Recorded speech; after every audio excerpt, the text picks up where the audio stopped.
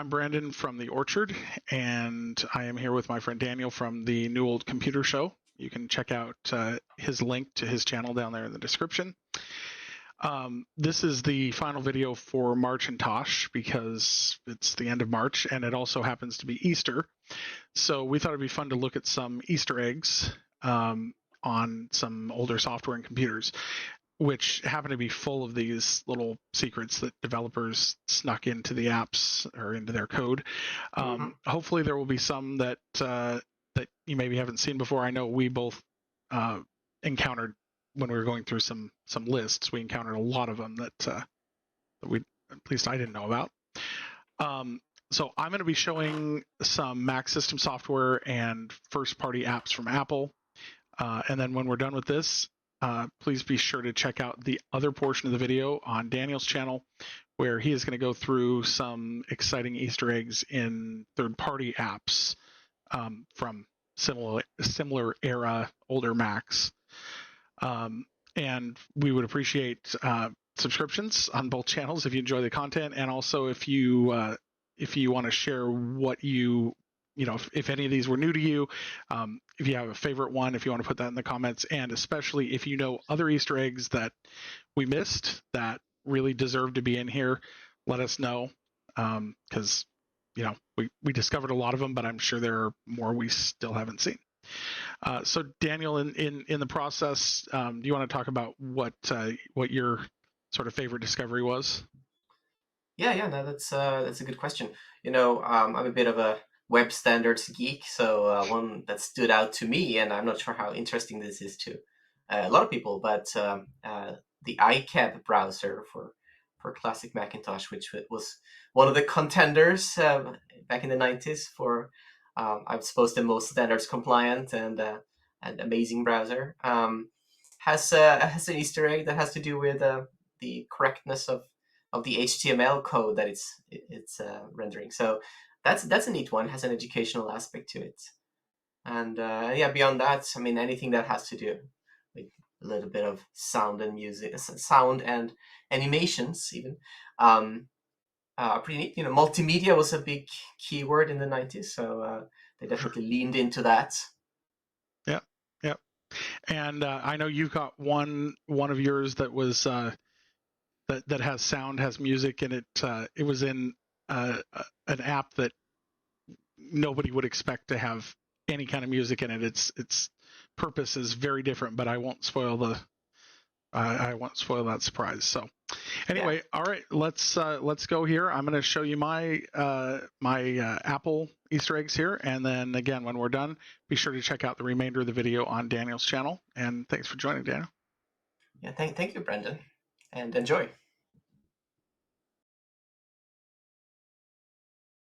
In old versions of Mac system software, you would see About the Finder at the top of the Apple menu when you were in the Finder. However, starting with System 7, it became About This Macintosh, and then with 7.6, About This Computer, because that's when the clones came out. However, even after System 7, if you hold the Option key when you go to the Apple menu, you'll see About the Finder, and it will produce the very same black and white silhouette of mountains with the sun as you would see in all the older versions back since the original Mac. However, starting with OS 8, you would see a color photo of supposedly the same mountains, and then as you can see here in OS 9, you will see a picture of the old Infinite Loop campus in Cupertino. But OS 9 has a trick that none of the others have. If you hold Option, Command, and Control, you get About the Mac OS 9 team, which runs sort of a slideshow or screensaver type thing with random icons displayed zoomed in out of the system resources and a list of people who worked on OS 9. I never knew this. Did you know? Stickies isn't actually an Apple contrivance. The original version had a Northern Exposure type theme. Want to see? In a brand new note, type Antler with a capital A and an exclamation mark and press return. This adds a watermark to the note with the original logo and name. You can even change the note's color and the watermark just adapts. It turns out that Apple even disclosed this origin story in the About dialog, but I never noticed.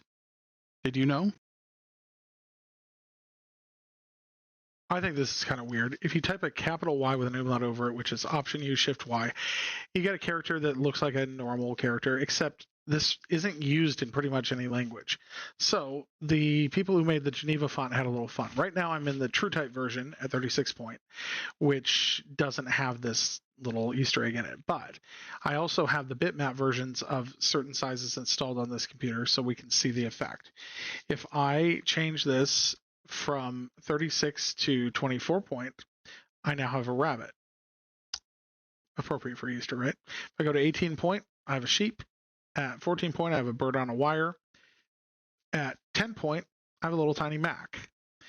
Again, this only works if you have the bitmap versions installed. Don't know why it exists, but it's here. This version of Word doesn't have a zoom function, so I'm sorry I can't show it any bigger than this, but there you go. The QuickTime extensions have balloon help dialogues defined, but they are utterly worthless if you don't know what QuickTime is. They're not going to help you. So if I point at QuickTime with balloon help turned on, I get a definition of time. It is a non-spatial continuum in which events occur in apparently a reversible succession from the past to the present to the future. If I point to QuickTime musical instruments, I get a definition of music. It's a science or art of intelligible combinations of tones into a composition or an agreeable sound. There's 3 definitions. Anyway, for some reason, and a punishment for a misdeed. That's kind of the funniest one. For some reason, somebody thought this would be cute, and this persisted for many, many, many versions of QuickTime. The launcher doesn't have any menu items because basically it almost becomes part of the Finder. So you can't go about the launcher up here in the Apple menu. However, there is an about dialog. If you hold down Command and Option and click somewhere in that gray bar that's not on a button, you get this, which is basically an about box. It's not super exciting, but I never knew it was there. Did you know? Steve Jobs at one point said he really wanted a computer to be as common as a kitchen appliance or something like that. And I think I remember hearing about that. Anyway, it seems like some people who worked on the sound system in macOS wanted that too. So this is from this is ResEdit, and I've got the system suitcase open from System 7.6. Here we've got a stand mixer, a refrigerator, and I don't know. It looks like a coffee cup with holes in the bottom, a sieve. I don't know. Anyway, but we can look up what these are called. So minus 16561 is the mixer. 16561, that is called mixer. Well, that makes sense for sound because you do use a mixer with sound. So that would be, here. Well, no, actually, I don't know if that's the thing where it's defined. Is it this one? I don't know. Anyway, we'll get to those in a second. Then we got the refrigerator. And that is apparently the sound source. And then we've got this other thing, which is the 8-bit rate converter. So the 8-bit rate converter right here, it slices, it dices. So apparently this is some infomercial product that slices and dices. Okay. Then we've got this one over here. Jim Reeks, whoever that is, calls this the fridge. Well, it looks like one. This is apparently the glue between the sound component chain and the sound manager. It gets more audio data when more is requested. Cool. And then you've got this 6.1 right here, which is the mixer, which I don't know. Jim Reeks calls this the spatula. Spatula, I guess, is for mixing, although this is a picture of something that's got beaters in it. Not anyway. So yeah, the sound system is apparently very analogous to kitchen tools. This exists. It probably shouldn't. Anyway, if I click on the version number here in the monitor's control panel, I get a list of people who worked on the control panel, and a lot of control panels do this. And then if I start pressing Option, the little tongue sticks out of the face there, and then the names start moving around. Eventually, different colors come up for different names. And eventually, we'll see the name Blue at the bottom of the list after I press this a whole bunch more times. You see Eric 3, you see KON in all caps. These are not even real people's names. And is mixing up the first and last names. Anyway, I didn't know this was here. I don't know why it's here. I don't know why it exists. Did you know it was here? Do you know why?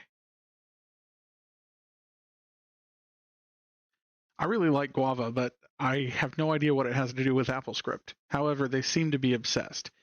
If I'm in script editor in an older system version and I go to about the script editor, I can control click on this icon and I get a surprise guava. But if I go to about AppleScript and do it, I get pure guava. Now let's see what happens in a newer version. This one's in OS 9. If I go to about AppleScript, it's still pure guava, except it doesn't exactly display right. But if I go to about script editor, well, this time it's Carbon Toy 99. My assumption is this is a carbonized version that was released in 1999. And is it a toy? I guess you can write them using script, so maybe. I never knew this was here. Did you know?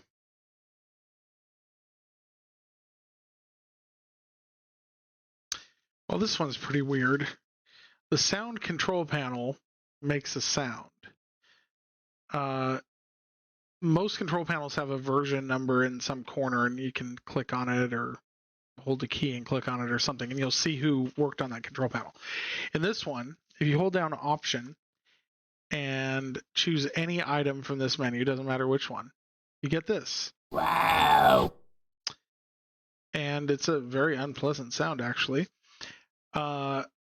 And there's, credits here like normal. And then there's a quote from Carl Jung, which is kind of strange and out of place. Anyway, the sound of the sound control panel is not a very nice sound. Wow.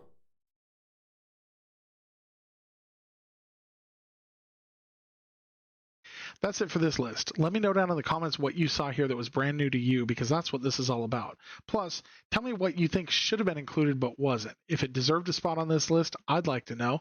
Maybe I don't even know about it yet, so you got to tell me. And if I get enough suggestions, I would love to make another video like this and show a whole bunch more Easter eggs, because this was a lot of fun to make. In the meantime, if you enjoyed it, please click on that like button down below to let me know. Also, subscribe to the channel if you haven't already, and think about clicking on that notification bell so you can be among the first to know when I go live from time to time, when I got a premiere coming up or a new video posted. Check out the links over here or down in the description for Daniel's channel, where you're going to find the other part of this video. He's got a whole bunch more great Easter eggs, and they're pretty much all things that were new to me. Hopefully they will be for you as well. Thanks again for watching, and I'll see you again soon here at the Orchard.